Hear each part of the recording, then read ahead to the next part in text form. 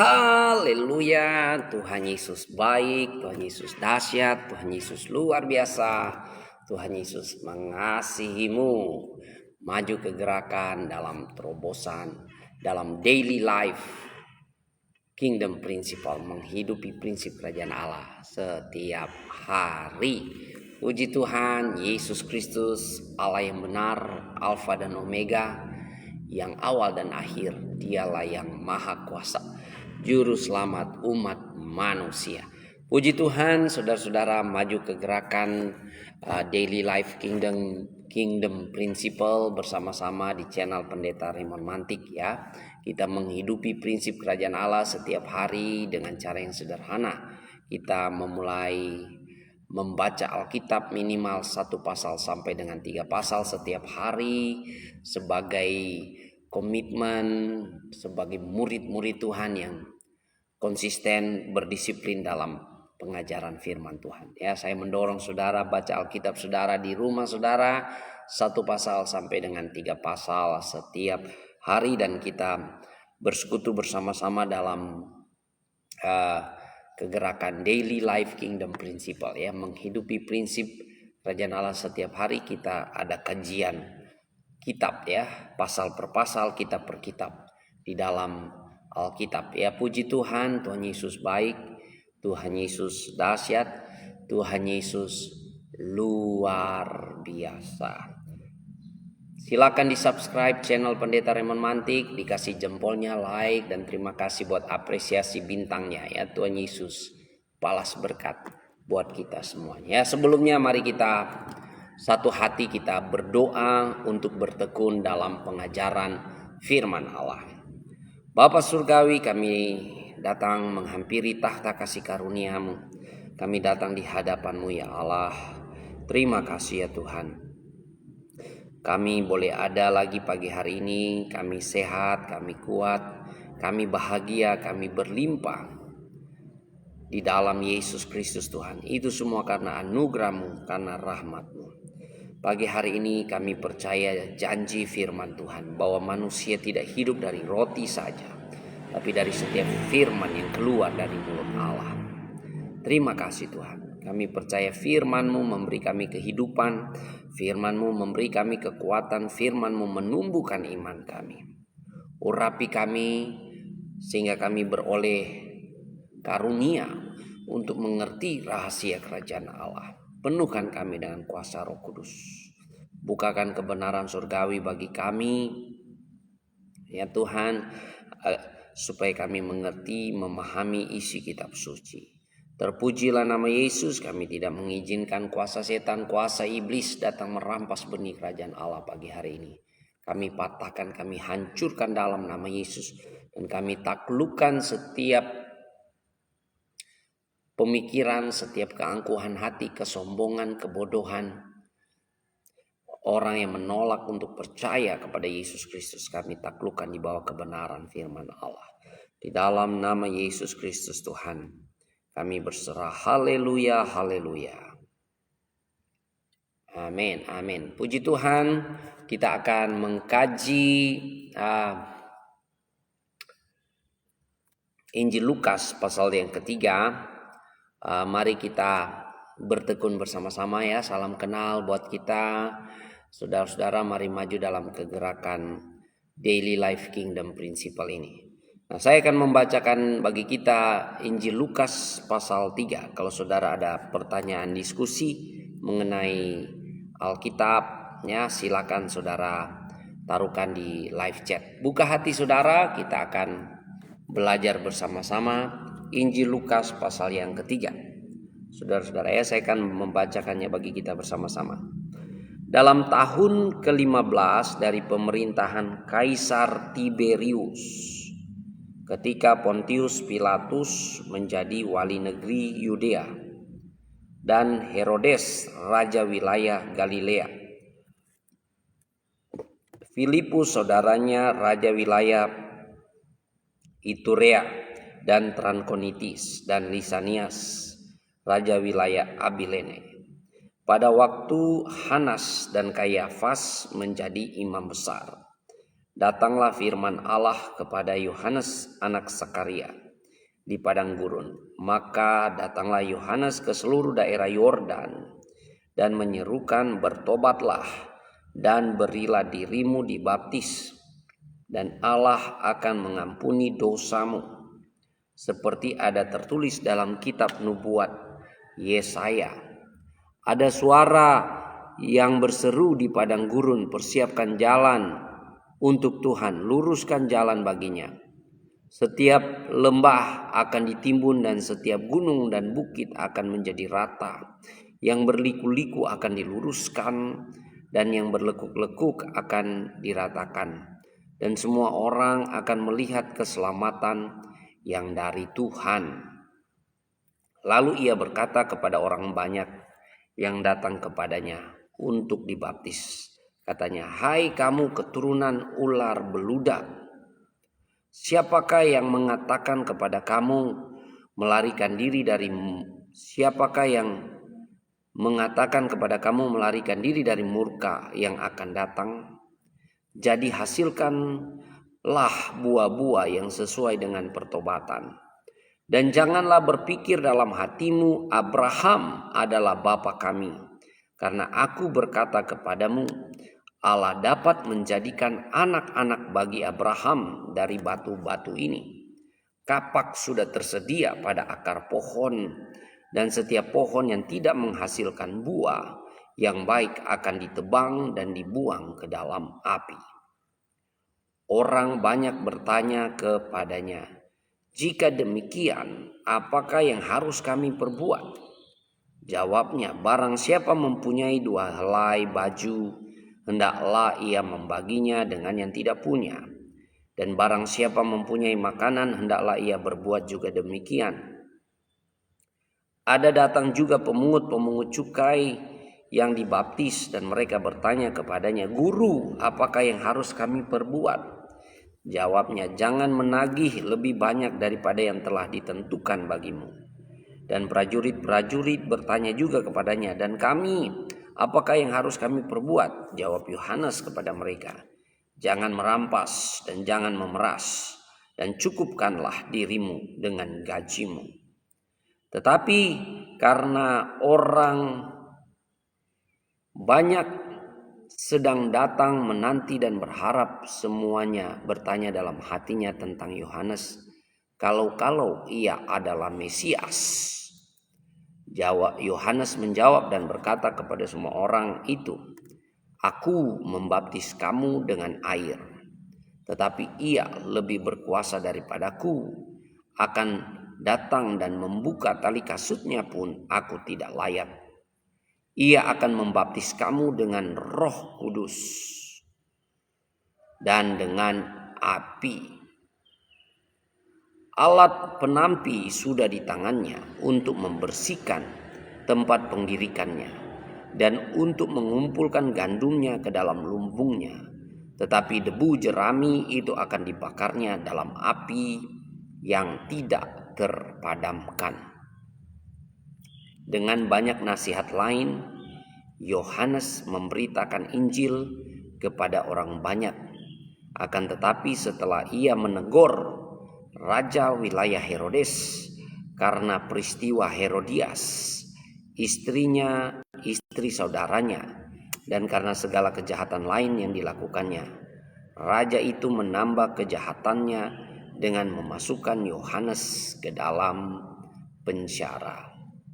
Ketika seluruh orang banyak itu telah dibaptis, dan ketika Yesus juga dibaptis dan sedang berdoa, terbukalah langit dan turunlah Roh Kudus dalam rupa burung merpati ke atasnya. Dan terdengarlah suara dari langit, engkaulah anakku yang kukasihi, kepadamulah aku berkenan. Ketika Yesus mulai pekerjaannya, ia berumur kira-kira 30 tahun. Dan menurut anggapan orang, ia adalah anak Yusuf, anak Eli, anak Matat, anak Lewi, anak Malki, anak Yanai, anak Yusuf, anak Matica, anak Amos, anak Nahum, anak Hesli, anak Nagai, anak Maat, anak Matika, anak Simei, anak Yosek, anak Yoda, anak Yohanan, anak Resa, anak Serubabel, anak Sealtiel, anak Neri, anak Malki, anak Adi, anak Kosam, anak Elmadam, anak anak Yezua, anak Eliezer, anak Yorim, anak Matat, anak Lewi, anak Simeon, anak Yehuda, anak Yusuf, anak Yonam, anak Eliakim, anak Melea, anak Mina, anak Matata, anak Nathan, anak Daud, anak Isai, anak Obed, anak Boas, anak Salmon, anak Nahason, anak Aminadab, anak Amin, anak Arni, anak Hesron, anak Peres, anak Yehuda, anak Yakub, anak Ishak, anak Abraham, anak Terah, anak Nahor, anak Seruk, anak Rehu, anak Pelek, anak Eber, anak Salmon, anak Kenan, anak Arpaksak, anak Sem, anak Nuh, anak Lamek, anak Metusala, anak Henok, anak Yared, anak Mahalalel, anak Kenan, anak Enos, anak Set, anak Adam, anak Allah. Haleluya. Puji Tuhan. Tuhan Yesus memberkati kita. Saya menyapa sahabat-sahabat. Joseph Chung, thank you my brother. Ya, thank you for join my live streaming this morning. Max Malimbulun, ya, terima kasih ya. Silakan di follow, silakan di subscribe channel Pendeta Raymond Mantik. Nah, kali ini kita akan belajar tentang Injil Lukas pasal yang ketiga. Dan kalau saudara ada pertanyaan-pertanyaan diskusi tentang Injil Lukas ini, ya silakan saudara taruhkan di live chat. Dan juga buat Nuawitea, ya, Tuhan Yesus mengasihi engkau Nuawitea. Oke, nah mari kita melihat bahwa Lukas pasal 3 ini menandai permulaan pelayanan Yohanes Pembaptis dan memberikan konteks, ya, di mana Yohanes mempersiapkan jalan, ya, mempersiapkan pelayanan bagi Yesus. Karena Yesus sudah ada, maka Yohanes harus mundur, saudara, ya. Ini dikisahkan dengan Yohanes dipenjarakan oleh Herodes, ya, karena dia menegur raja Herodes. Dia menegur raja Herodes sehingga Herodes menangkap dia, saudara. Nah, jadi pasal ini mencakup mengenai pesan pertobatan, ya, buat kita. Dan baptisan Yesus serta silsilanya yang menghubungkan dia dengan Adam, yang menandakan bahwa Yesus adalah juru selamat bagi semua umat, ya. Penebusan Yesus Kristus itu cakupannya sampai ke Adam, saudara-saudara. Ya, jadi kita akan membahas bersama, ya. Nuawitea, kamu silakan bertanya Injil Lukas pasal 3, ya. Jangan Hosea dan sebagainya yang kamu caplok-caplok ayat, mutilasi ayat, kamu tidak mengerti konteksnya. Oke, ya. Oke, kita akan membahas, ya, mulai ayat 1 sampai dengan 6. Ya, kita lihat ini persiapan pelayanan dari Yohanes Pembaptis. Ya. Ya, jadi di ayat sini, ya, disebutkan penguasa-penguasa politik dan agama, ya. Kaisar, Tiberius, Pontius Pilatus, dan Herodes. Ini, saudara, bahwa menekankan bahwa tulisan-tulisan Lukas secara sejarah, ya, kronologis dan fakta, ya. Jadi kita bisa merunut sejarahnya, apa yang ditulis oleh Injil Lukas, saudara, dan kita bisa bandingkan dengan tulisan-tulisan sejarah yang ada yang mendukung, ya, tentang peristiwa-peristiwa yang ada dalam Alkitab. Nah, ini menekankan realitas sejarah pelayanan Yohanes Pembaptis sebagai penggenapan nubuatan. Ya, di sini ada nubuatan dari kitab Yesaya, ya. Ada suara yang berseru-seru di padang gurun, persiapkanlah jalan untuk Tuhan, luruskanlah jalan baginya. Setiap lembah akan ditimbun dan setiap gunung dan bukit akan menjadi rata. Yang berliku-liku akan diluruskan, yang berlekuk-lekuk akan diratakan, dan semua orang akan melihat keselamatan yang daripada Tuhan. Kehadiran Yohanes Pembaptis mendahului kehadiran Yesus Kristus, pelayanan Yesus Kristus, memberi jalan, memberi persiapan bagi datangnya Mesias. Ya, kita melihat Yohanes Pembaptis membawa pesan yang sama dengan Yesus Kristus, yaitu bertobatlah, kerajaan Allah sudah dekat, kerajaan Allah sudah datang. Ya, Yohanes memberitakan berita pertobatan. Yohanes memberitakan berita pertobatan. Nah, jadi ini panggilan pertobatan untuk semua umat manusia melihat keselamatan daripada Allah. Ya, jadi saudara saat ini ya, panggilan itu masih berlaku buat saya dan saudara. Anda ya, dalam hidup Anda pagi hari ini, panggilan pertobatan. Jadi kalau Anda mendengarkan kabar kasih karunia, Anda mendengarkan kabar sukacita, Anda mendengarkan firman Tuhan pagi hari ini, selama dikatakan hari ini, jangan keraskan hatimu, terimalah kebenaran firman Tuhan. Ya, di sini saudara-saudara, Yohanes hadir ya, saudara bayangkan ya. Yohanes hadir di tengah-tengah komunitas beragama. Orang Israel itu orang beragama, bukan orang gak punya agama ya. Yesus hadir juga di komunitas yang sama. Ini menandakan bahwa agama tanpa pertobatan ya, tidak membawa keselamatan.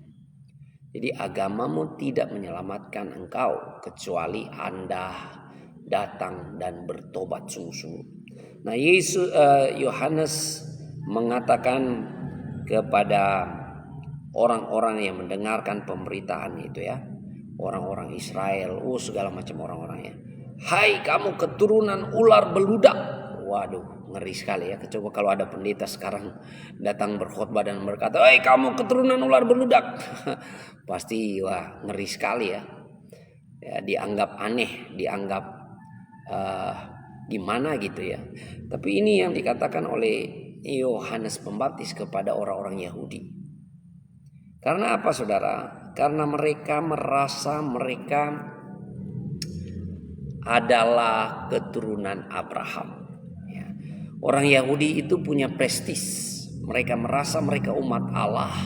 Mereka merasa bahwa mereka keturunan Abraham. Sehingga ya dalam pemikiran mereka, dalam pandangan mereka, orang Israel itu adalah keturunan Abraham, ketika mati akan disambut di pangkuan Abraham. Ya, seperti itu ya.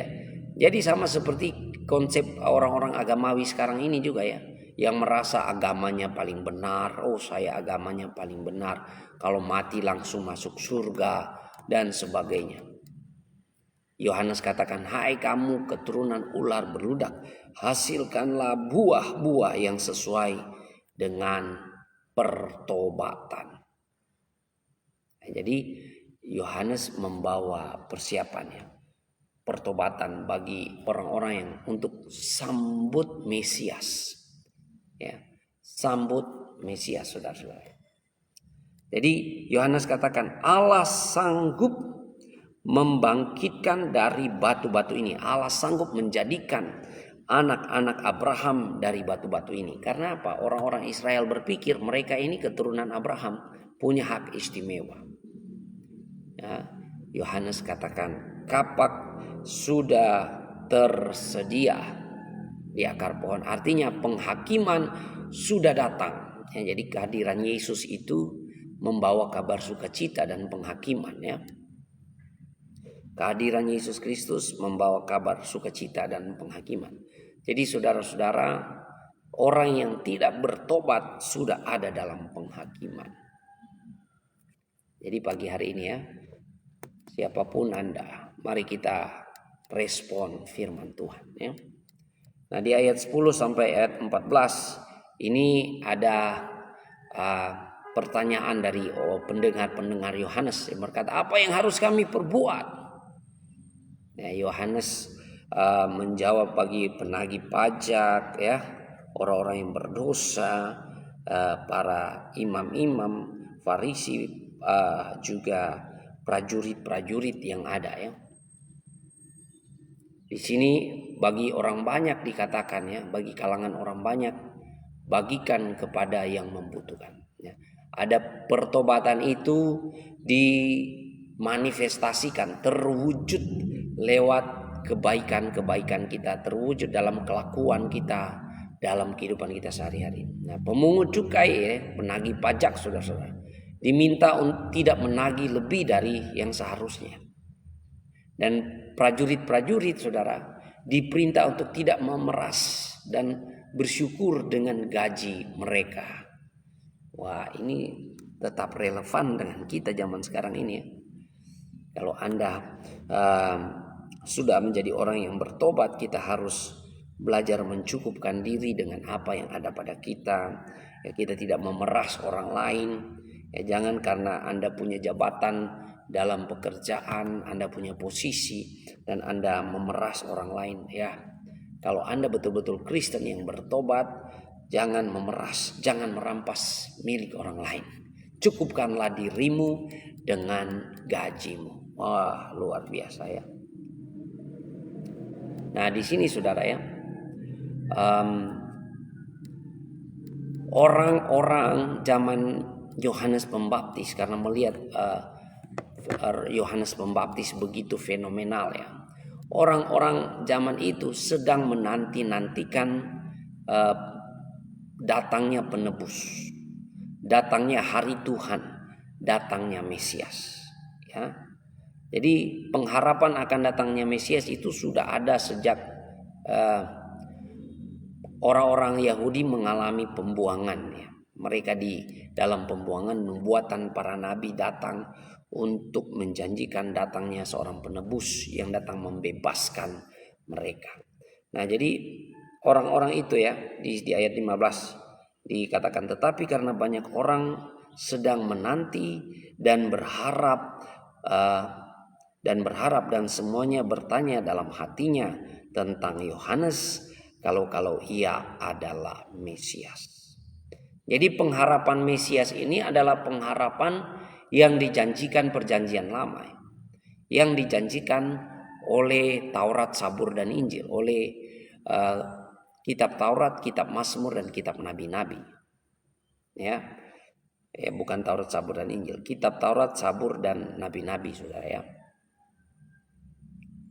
Nah, waktu orang bertanya apakah engkau Mesias itu, Yohanes langsung mengklarifikasikan bahwa ia bukanlah Mesias.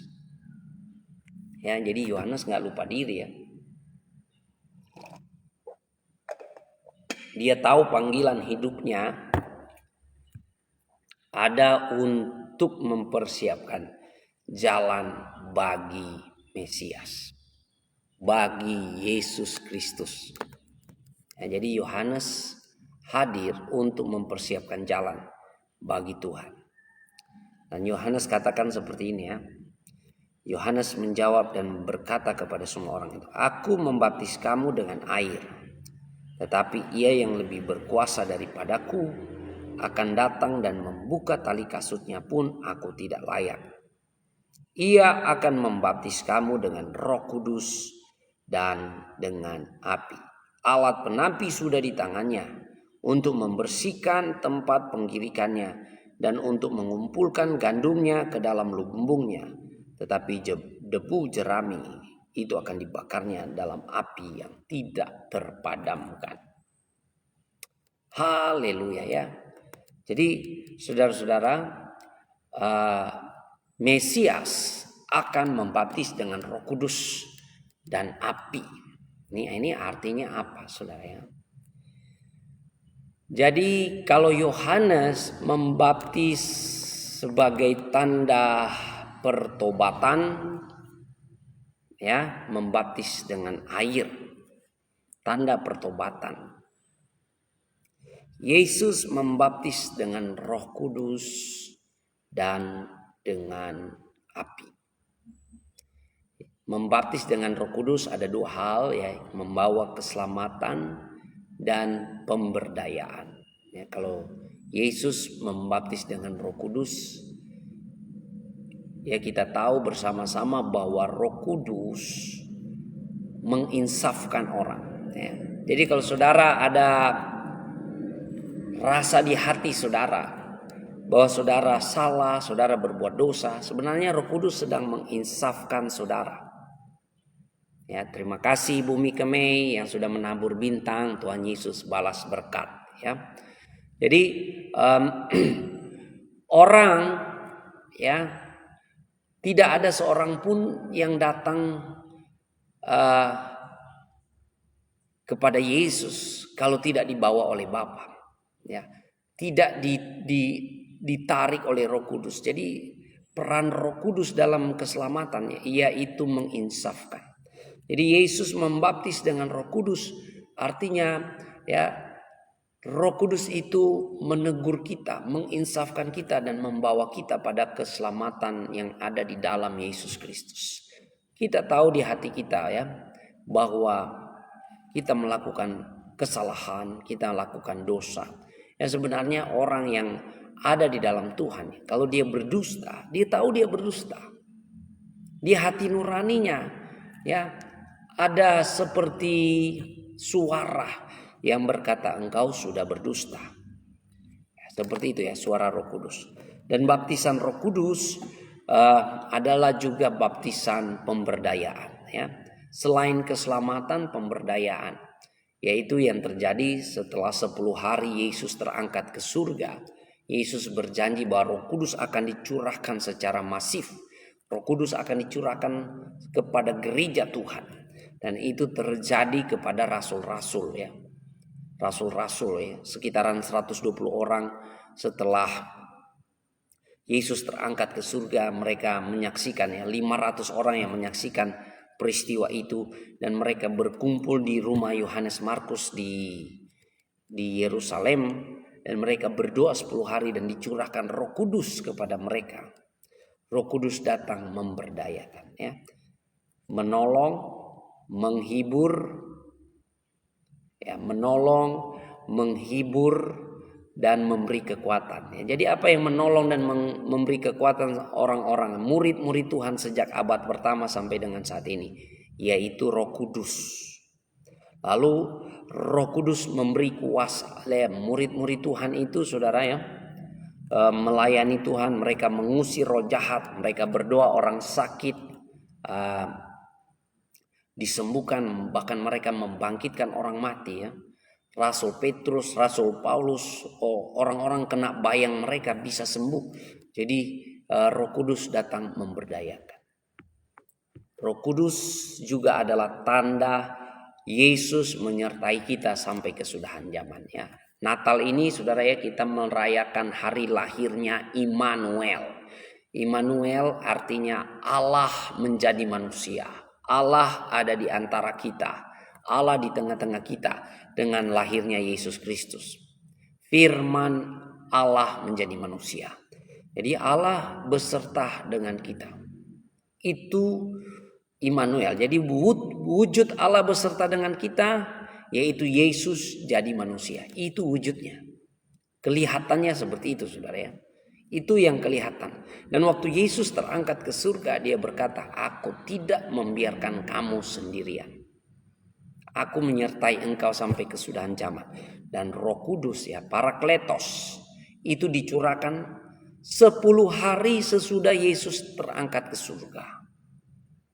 Ya, jadi ada yang mengatakan, Roh Kudus datang abad 7. Itu kejahuan tuh, saudara, ya. Murid-murid udah lama mati, siapa yang sertai murid-murid? Ya, Roh Kudus itu 10 hari dicurahkan, saudara, ya, setelah Yesus terangkat. Nah, jadi Yesus membaptis dengan Roh Kudus artinya Yesus memberi keselamatan buat semua orang dengan hadirnya Roh Kudus yang menginsafkan, yang menegur di hati supaya orang bertobat, dia sadar akan jalannya yang penuh salah dan dosa, dan juga supaya Roh Kudus menolong dia ya sebagai orang yang sudah percaya, orang yang beriman. Apa yang membuat kita tetap tekun, tetap sabar, tetap setia dalam keadaan susah, ya, dalam keadaan penderitaan ataupun dalam keadaan kelimpahan. Kita tidak lupa daratan, ya, kita tidak takabur, karena ada Roh Kudus mengingatkan kita bahwa harta kelimpahan yang ada pada kita itu hanyalah titipan Tuhan. Jadi Yesus membaptis dengan Roh Kudus ya. Roh Kudus datang menginsafkan, dan Roh Kudus juga datang menolong kita, memampukan kita untuk hidup kudus, hidup benar, menantikan kedatangan Yesus yang kedua kali. Dan Roh Kudus memberdayakan kita. Ya, Roh Kudus memberdayakan kita. Makanya sampai sekarang kita orang Kristen ya, kita berdoa orang sakit, kita percaya ada mujizat, ada kesembuhan. Kita berdoa orang yang lagi bergumul, suami istri lagi bergumul dalam keluarga, ada pemulihan, ada mujizat. Mujizat Tuhan masih berlaku sampai sekarang. Kenapa? Karena Yesus tidak berubah dahulu, sekarang, sampai selamanya. Dia yang awal dan akhir. Dia Alfa dan Omega. Dia Maha Kuasa. Jadi ini artinya Mesias datang. Dia akan membaptis dengan Roh Kudus dan dengan api. Wah, ini yang ngeri ya, dengan api. Apa maksudnya, saudara? Dengan api ini artinya Yesus datang juga membawa penghakiman dan penghukuman bagi orang yang menolak Yesus, yang tidak percaya kepada Yesus. Makanya Tuhan Yesus katakan ya, setiap orang yang percaya dan menerima Yesus Kristus, dia sudah diselamatkan. Artinya dia ada dalam keselamatan. Tapi setiap orang yang menolak dan tidak percaya, dia sudah ada di bawah penghukuman. Ya, artinya orang yang menolak Yesus Kristus ada dalam penghakiman yang pada waktu Yesus datang kedua kali, ujungnya adalah di lautan api yang tak terpadamkan, kematian yang kekal ya. Di ayat 17 di sini dikatakan, alat penampi sudah di tangannya untuk membersihkan tempat pengirikannya dan untuk mengumpulkan gandumnya ke dalam lumbungnya, tetapi debu jerami akan dibakarnya dalam api yang tidak terpadamkan. Ya, jadi kalau saudara mendengarkan kabar kasih karunia, berita rahmat Allah pagi hari ini, Anda mendengarkan kabar baik yang dari surga. Yesus adalah juru selamat. Selama dikatakan hari ini, jangan keraskan hatimu. Karena apa, saudara? Kalau engkau menolak, engkau ada di dalam penghakiman. Jadi firman Tuhan ini begini ya, firman Tuhan itu pedang bermata dua. Ya, jadi firman Tuhan atau firman Allah di dalam Alkitab digambarkan sebagai pedang bermata dua. Ya, jadi dia membawa berita sukacita, Injil, membawa kabar kesukaan, membawa kabar keselamatan, membawa kabar penguatan, penghiburan. Ya, jadi Yesus datang membawa kabar sukacita, kabar keselamatan, tapi juga membawa berita penghakiman bagi orang yang tidak percaya. Jadi Yesus membaptis dengan api, artinya penghakiman sudah ada di antara kita. Ya, jadi hidup kita ini sekarang ya, kita mengalami penghakiman Allah. Ada nggak? Ada. Ya, penghakiman Allah itu ya, kita sedang menantikan penghakiman akhir. Nah, penghakiman Allah itu terjadi di setiap generasi, di setiap waktu. Dalam bentuk apa, saudara ya? Peperangan terjadi, kelaparan terjadi, bencana alam terjadi, sakit penyakit terjadi. Tuhan mengizinkan saudara mengalami berbagai macam hal dalam kehidupan saudara. Semuanya itu untuk apa, saudara? Kenapa harus ada penghakiman terjadi? Supaya kita bertobat. Sebelum apa saudara? Sebelum penghakiman akhir datang. Karena kalau penghakiman akhir datang, tidak ada jalan balik. Ketika palu sudah diketuk, ya, Anda ya akan datang di namanya api yang tidak terpadamkan. Ya, saya menyapa juga buat sahabat Reni Tehu, Bijulu dan Victor Antono. Terima kasih. Torang Pak Ketua so ada bersama-sama ya. Jadi Yesus membaptis dengan Roh Kudus dengan api, saudara. Jadi ada penghakiman yang Tuhan berikan kepada kita. Makanya firman Allah ya, kebenaran firman Allah itu datang kepada kita. Bagi orang yang menolak kebenaran itu sesuatu yang menyakitkan sekali, menegur ya. Makanya ya seperti orang-orang yang menolak, saudara, mereka merasa konfrontasi ya. Tapi bagi orang yang menerima, itu adalah kabar kesukaan yang luar biasa, kabar keselamatan yang luar biasa. Ya, jadi saudara-saudaraku yang kekasih dalam Tuhan, penghakiman Tuhan sudah berlaku enggak? Sudah berlaku. Ya, jadi dalam Alkitab itu firman Tuhan, penghakiman Allah itu sudah berlaku dan menanti penggenapannya. Ya, jadi segala sesuatu di Alkitab kita sedang menanti penggenapannya ketika Yesus datang kedua kali. Dan waktu Yesus datang kedua kali itu penghakiman akhir. Tidak ada jalan balik, saudara. Jadi kalau sekarang masih ada jalan balik, masih tersedia kasih karunia. Jadi kalau Anda berdosa saat ini, masih terbuka pintu rahmat Allah untuk Anda kembali datang kepada Tuhan Yesus. Datang dan bertobat. Ya, Tuhan izinkan lewat pergumulan-pergumulan hidup ya. Penghakiman Allah itu terjadi dalam kehidupan kita setiap hari. Setiap saat, setiap generasi ada. Ya, dalam bentuk apa saudara? Ya, bencana alam terjadi. Peristiwa-peristiwa alam yang aneh-aneh terjadi. Dalam bentuk apa? Sakit penyakit yang melanda. Ya, kita baru dihajar aja oleh sakit penyakit. Nggak usah banyak-banyak deh ya, Anda yang merasa jago, Anda yang merasa kuat. Baru dihantam virus COVID-19, manusia sudah tak berdaya. Baru virus itu. Ya, belum hujan meteor, belum hujan api, belum banjir segala macam. Ya. Jadi kenapa ada peristiwa-peristiwa yang aneh-aneh? Itu bentuk penghakiman Allah. Allah bisa menggunakan alam untuk menyatakan maksudnya. Wah, ini luar biasa ya. Allah bisa menggunakan alam semesta ini untuk menopang maksudnya, termasuk bencana alam. Ya, jadi bencana alam itu sesuatu yang buruk, tidak ada yang mau ya. Longsor, tanah goyang, banjir sana sini, tidak ada yang mau. Itu membuat kita menderita manusia. Tapi itu terjadi dalam kehidupan kita. Kenapa? Bentuk penghakiman Allah. Supaya apa? Manusia bertobat. Manusia bertobat. Jadi selama kita masih ada saat ini, saudara, bertobatlah. Kerajaan Allah sudah dekat. Kasih karunia Allah tersedia buat saudara. Jangan nanti Anda mati. Kenapa? Ya, kalau sudah di kematian ya, kita menantikan penghakiman akhir. Itu ada dalam Alkitab ya. Kita menantikan apa? Penghakiman akhir. Jadi orang Kristen yang percaya kepada Tuhan mati kemana? Ya, sesudah kematian itu ada kehidupan. Orang Kristen kemana? Ke Firdaus. Ke Firdaus. Orang yang tidak percaya kepada Yesus kemana? Ke Hades. Hades ya. Jadi ini ya, Hades itu tempat kegelapan, saudara-saudara ya. Firdaus ya seperti di Taman Eden, saudara.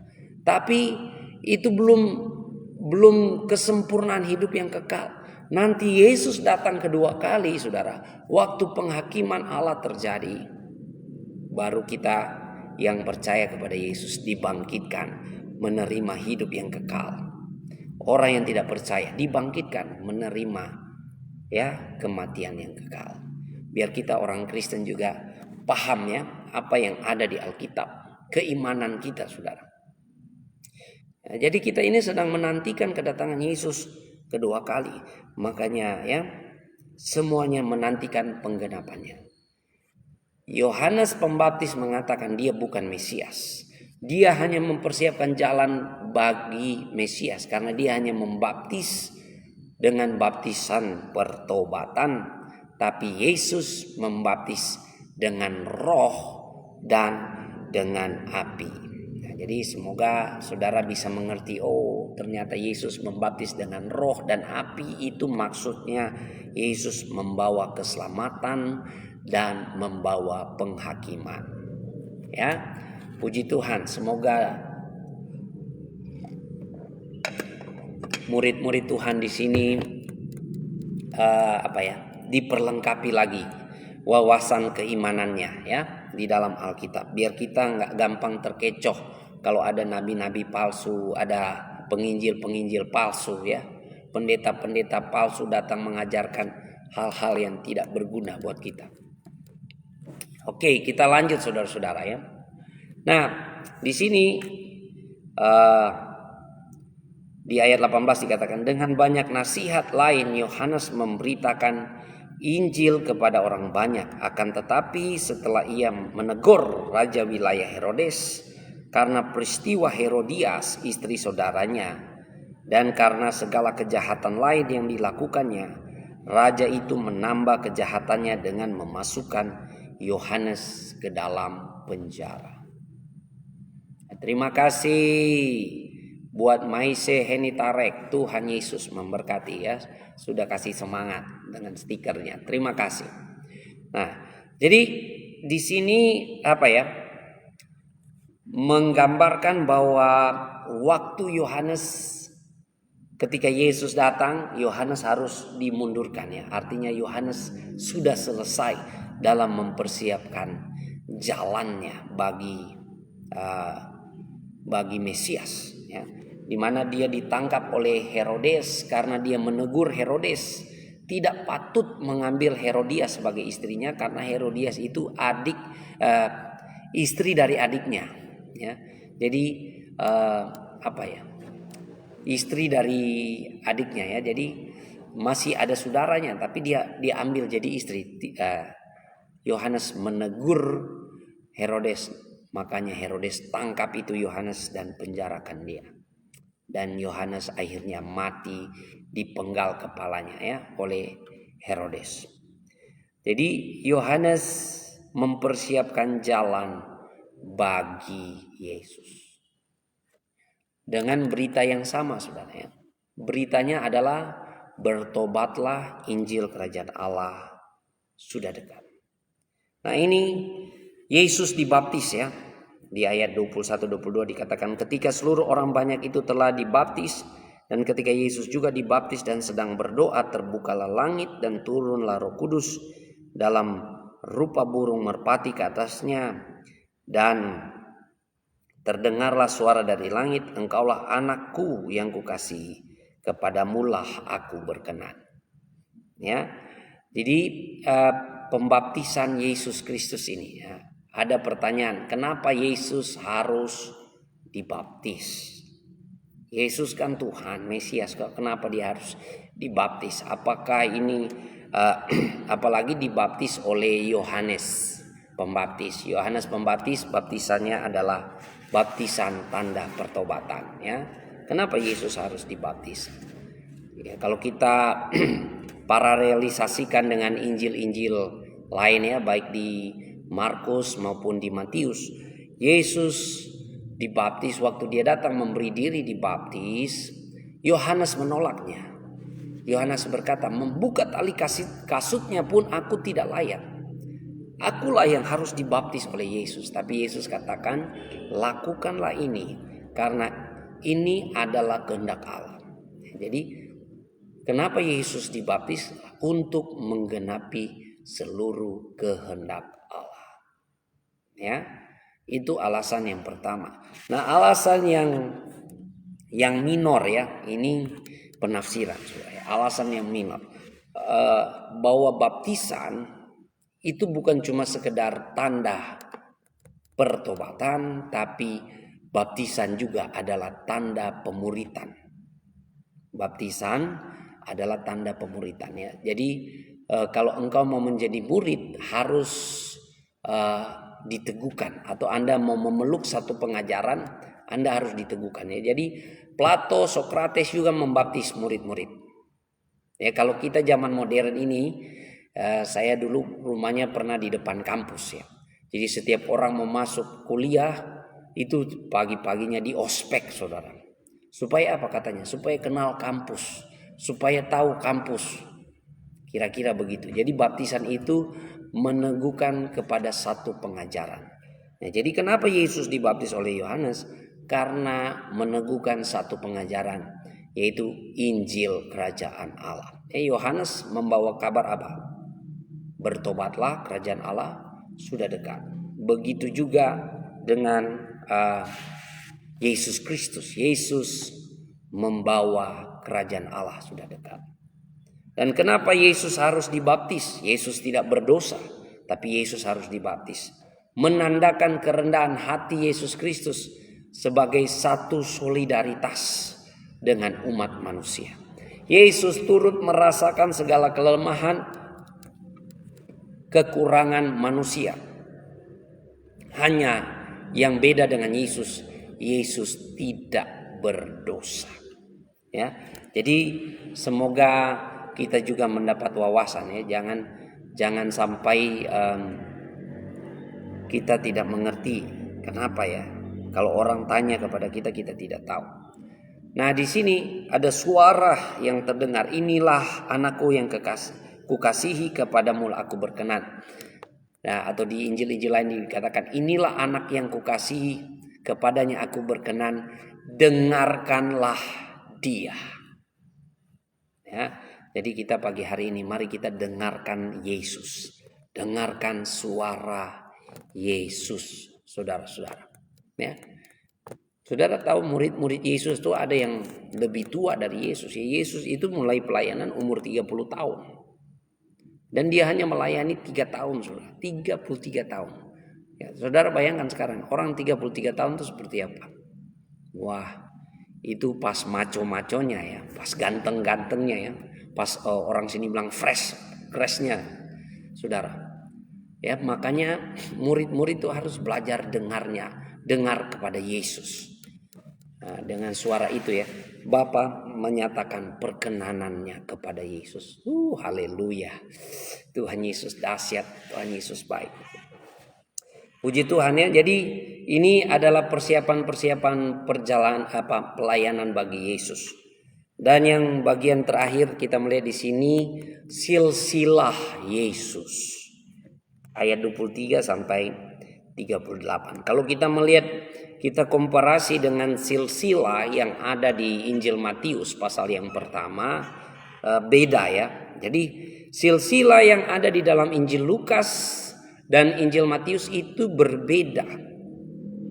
Beda bukan karena yang satu salah, bukan, tapi saling melengkapi. Jadi kalau yang ada di Matius itu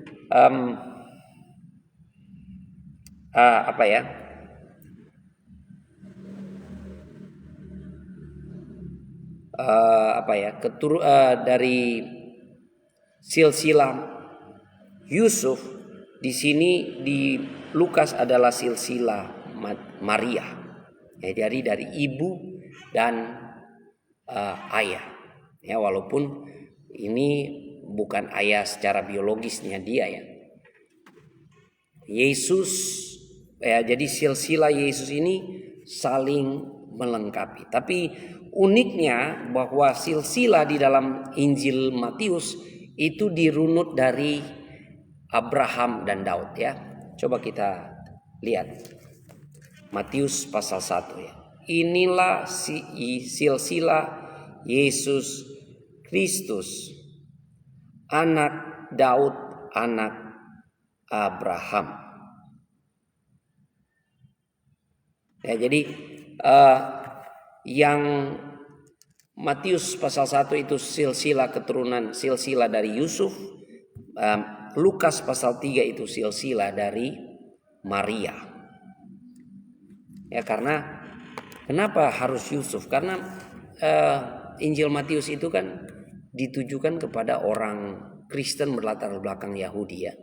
Mereka sangat kuat dengan tradisi patrilinear, ya, tradisi garis keturunan ayah.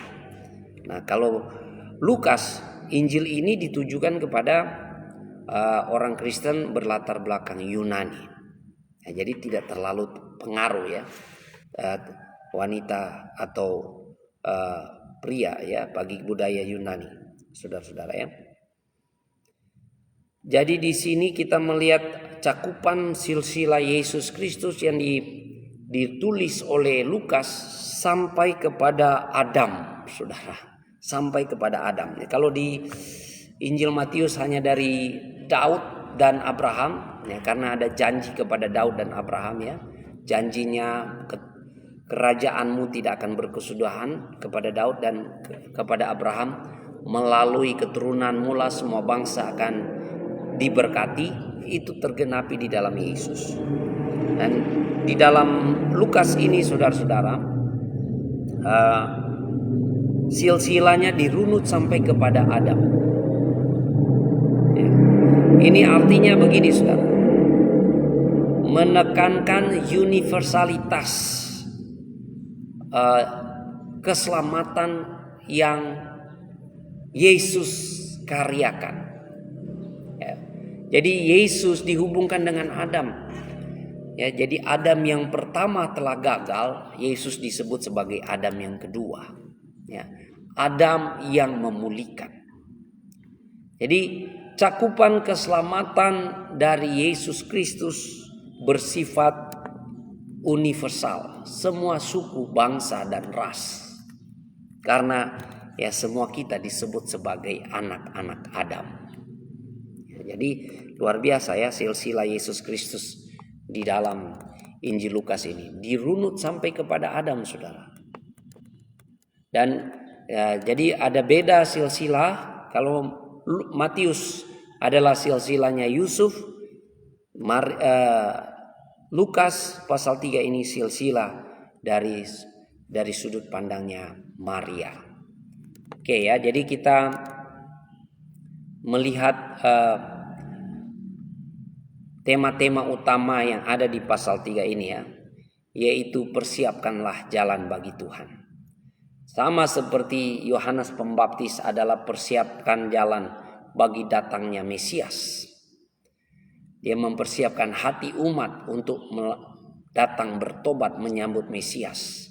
Demikian juga kita saat ini, kita persiapkan jalan bagi kedatangan Mesias yang kedua kali, yaitu Yesus. Ya, keselamatan di dalam Alkitab bersifat universal, bukan hanya untuk satu kelompok atau satu negara saja atau satu bangsa saja, tapi bersifat segala suku dan bangsa. Ya, jadi kita melihat Yesus Kristus sebagai Mesias, anak Allah yang hidup. Ya, jadi panggilan buat kita pagi hari ini, saudara. Yesus membaptis kita dengan Roh Kudus dan dengan api. Marilah kita datang bertobat, ya. Karena kalau kita tidak bertobat, kita ada di bawah penghakiman. Hiduplah dalam keselamatan Yesus Kristus. Ya, hasilkanlah buah pertobatan dalam hidup kita. Jangan kita menjadi orang agamawi yang tidak menghasilkan buah pertobatan, ya. Orang yang bertobat itu akan terlihat dari perbuatannya. Dia berbuat baik, dia bersedekah, dia memberi, dia tidak mengambil untung, tidak mencuri, dia tidak merampas yang bukan haknya, ya, yang bukan bagiannya, ya. Dia menjadi orang yang benar di hadapan Tuhan. Puji Tuhan, Tuhan Yesus memberkati kita. Saya percaya kita diberkati Tuhan. Terima kasih buat sahabat-sahabat ya, silakan di-subscribe channel Pendeta Raymond Mantik, like, dan besok kita akan mengkaji Lukas pasal yang keempat ya, sambil kita mempersiapkan diri kita menyambut Natal ya.